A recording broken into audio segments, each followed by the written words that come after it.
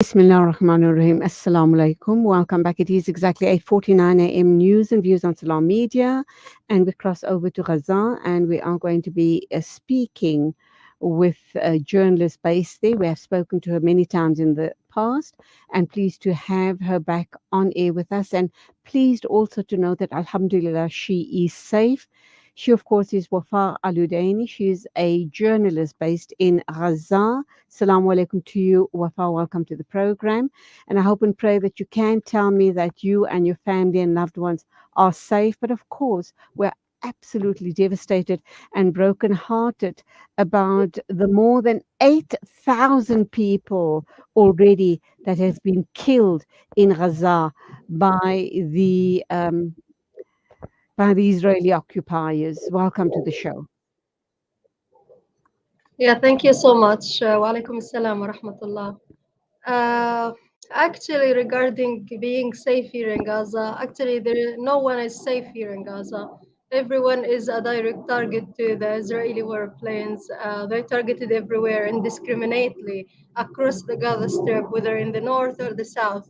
Like everywhere there is bombing, like the Israeli helicopters and the drones, like all of the time, hovering over Gaza sky. And I can tell you that the situation here is really extremely, extremely tragic. And I can tell you it's really indescribable. We can just describe it as like not a massacre, but ethnic cleansing. What is going on here is just ethnic cleansing. The Israeli occupation authorities, they are practicing ethnic cleansing against the Palestinians here across the Gaza Strip. And actually, like if you just go walk in the streets in Gaza as journalist, you can smell the death of pain, the death and the pain in everywhere here across the Gaza Strip. Like you know that families are being massacred while gathering in their homes. They think that their homes like safe a place for them.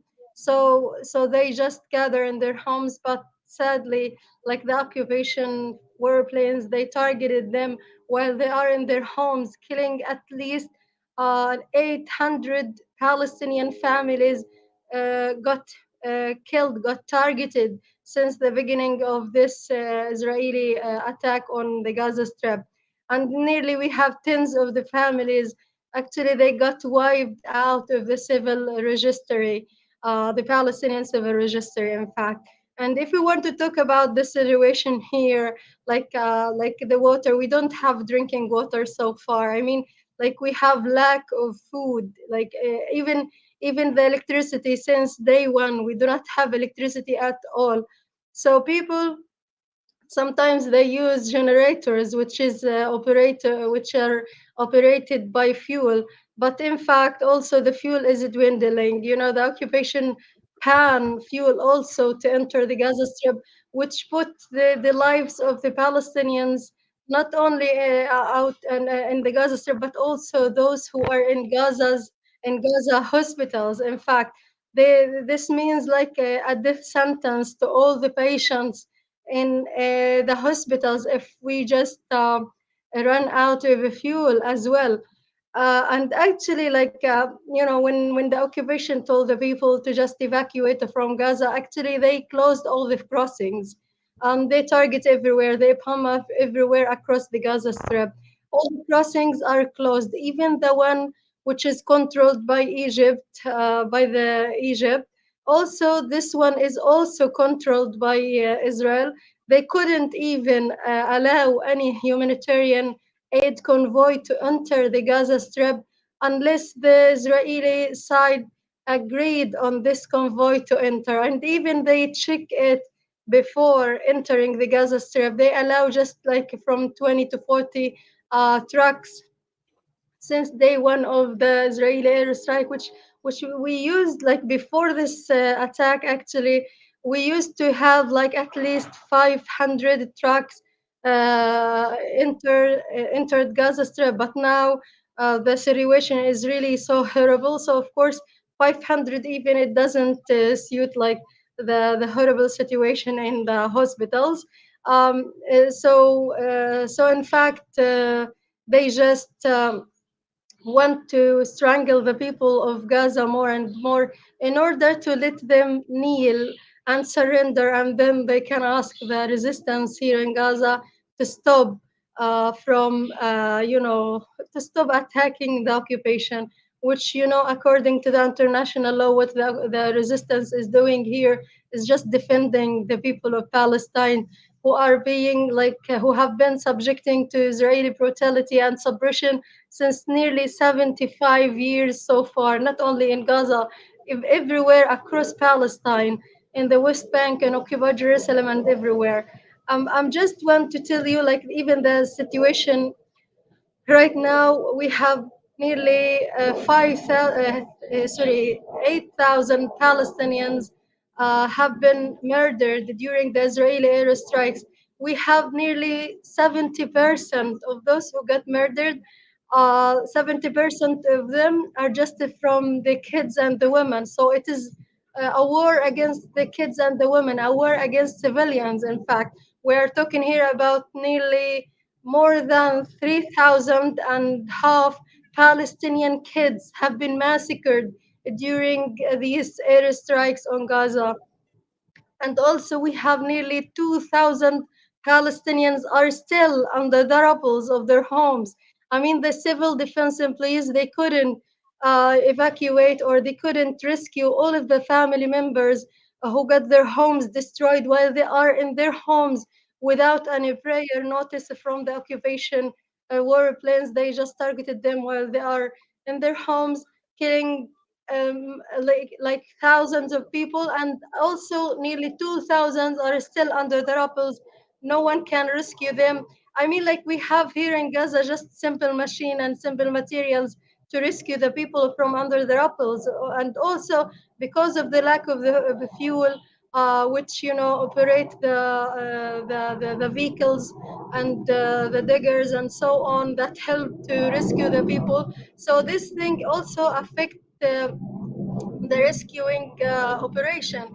And above all, the non-stop Israeli bombing actually across the Gaza Strip actually affect this thing, so they couldn't, in fact, rescue those who are under the rubble. And we are talking here about nearly more than 1,000 Palestinian kids are still under the rubbles of their home. No one can rescue them so far, which means like a catastrophic situation here. I mean, like, so many families, that we have like infants and babies.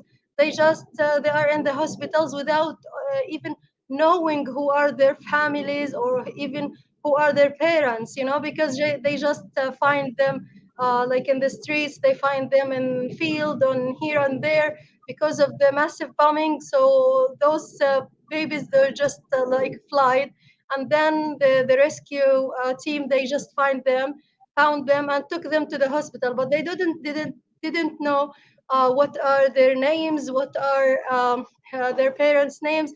That's why recently the Palestinian families are starting to write the names of their kids on their bodies. You can just, if they got injured, if you just take off their clothes, you can just find their names.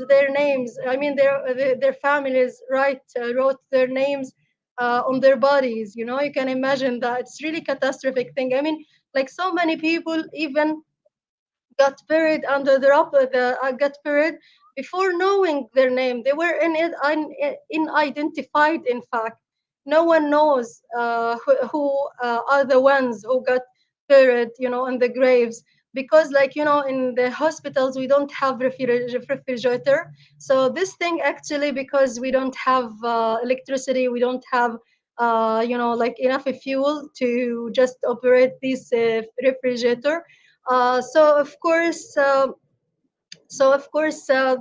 this thing will increase the burden on the hospital, so they cannot keep those dead bodies in the hospital for a long time, because they have so many wounded Palestinians, and they have to treat them. I mean, like, I'm just telling you that in the hospitals, like in a Shifa hospital, for example, it just suits 700 Palestinian patients, in fact. but now they are dealing with at least 7,000, 7,000 Palestinians who got injured in Okay. All right. attacks. Well, unfortunately, we're going to have to leave it there. We running up to news hour right here on Salam Media. But thank you indeed for that very graphic, on the ground eyewitness news of what exactly is happening in Gaza. Allah keep one and all safe, and we hope and pray, inshallah, that the genocide does stop, that the international community puts pressure on the fascist regime that is operating out of Israel. The time is exactly 8:59, and we're going to be crossing over to Zai Jadwat with the news on the hour.